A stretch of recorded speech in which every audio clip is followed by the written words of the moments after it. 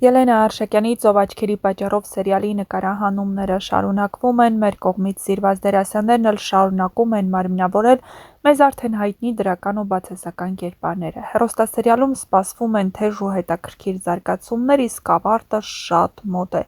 Թե ով է հայտնվելու հեռուստասերիալում, հեռուստադիտողներն արդեն տեսան։ Նոր կերպար, նոր ասելիք և բնականաբար նոր ինտրիգներ։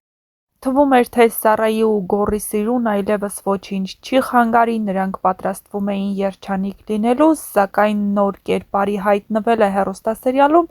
խառնում է բոլոր խաղաքարտերը։ Նոր փորձություն է սպասվում նրանց սիրո համար։ Նոր կերպարն ամեն ինչ անելու է, որպեսզի Գոռը Սառայից բաժանվի, բայց նրանց սերը այնքան մեծ է, որ կհաղթահարի յուրաքանչյուր փորձություն։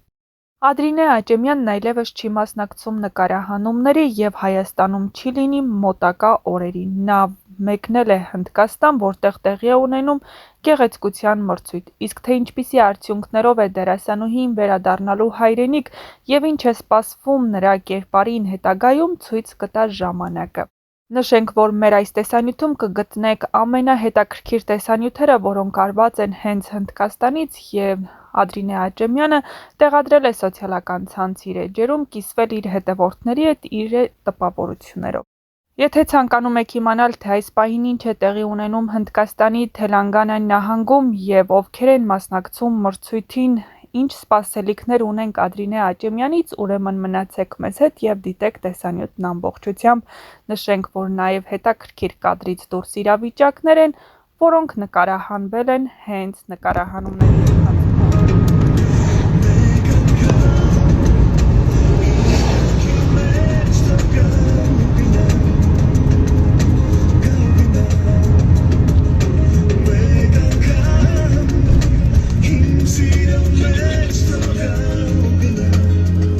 Սիրելիներս ողջույն։ Ես շատ եմ ստանում նամակներ, որ պասիվ եմ Instagram-ում, ավելի շատ եք ուզում տեղեկանալ այստեղից։ Այո, այսօր գորը պասիվ էի, որովհետև չէի հասցնում ուղղակի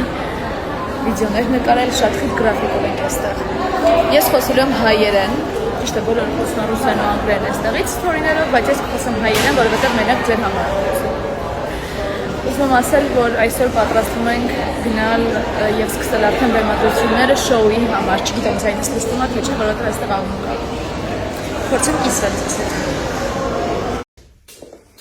Առաջին քույրը, երկրորդ քույրը։ Երրորդ քույրը եթե լիներ, շուբայով էր լինելու։ Կարծես թե ամեն ինչ նորմալ է, ես ուղղակի գիշերազգեստով զբոսնում եմ, երի ամեն ինչ նորմալ է, բայց գիշերազգեստով զբոսնում ես Արմենիա հեռուստաընկերությունում, այդ մի փոքր տարօրինակ է։ Բարև ձեզ։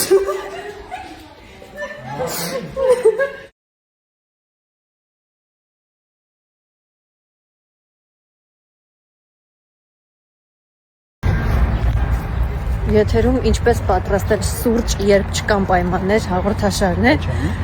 և այսօր մենք պատրաստում ենք սուրճ խարույկի վրա։ Կմեկնաբանեք ձեր գործունեությունը։ Когда կասոր разгорается, кофе готов։ Շնորհակալություն, կհանդիպենք մյուս դասին։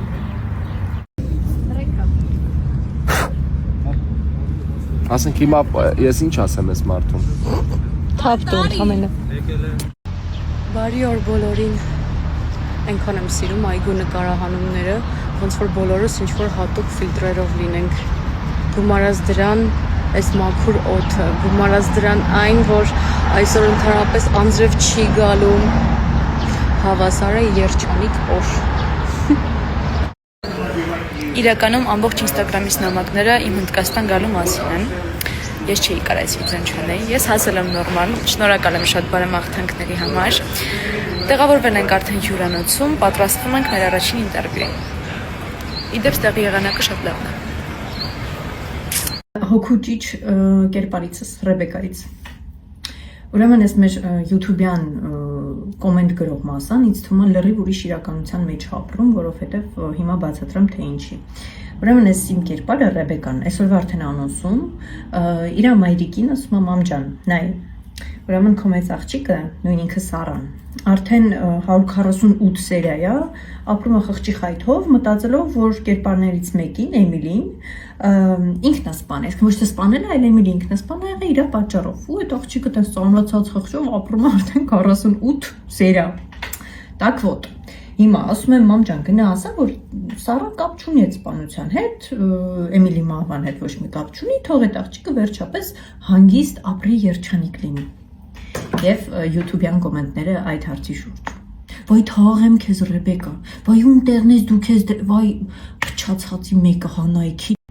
Մաս երկրորդ։ Ուրեմն, այս մեր հայրը Միսակը, այդքան բարի պտուղ չէր մյուսների համար, բայց դա մեր հայրն էր։ Մեզ լավ էր նայի տարբերություն մեր մորը Նարինեին նա ամբողջ մանկության ընթացքում մեր կողքին է եղել, ուշադիր է եղել մեզ եւ այլն եւ այլն։ Ուրեմն, այս մեր հորը սպանում են ու ով որ սպանել է, իր տղան գալիս է որ ամուսնանա իմ փոքր քրոջ հետ։ Իմ չէ Ռեբեկայի։ Այս Ռեբեկան գժվում է։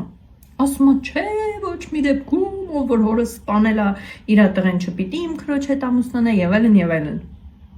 Մյուս կերպարները համաձայն են։ Ասում են, օքեյ, պրոբլեմ չկա, Միսակին է սպանել։ Բարի գալուստ մեր ընտանիք տղա ջան։ Հիմա հարց։ Как бы Ռեբեկա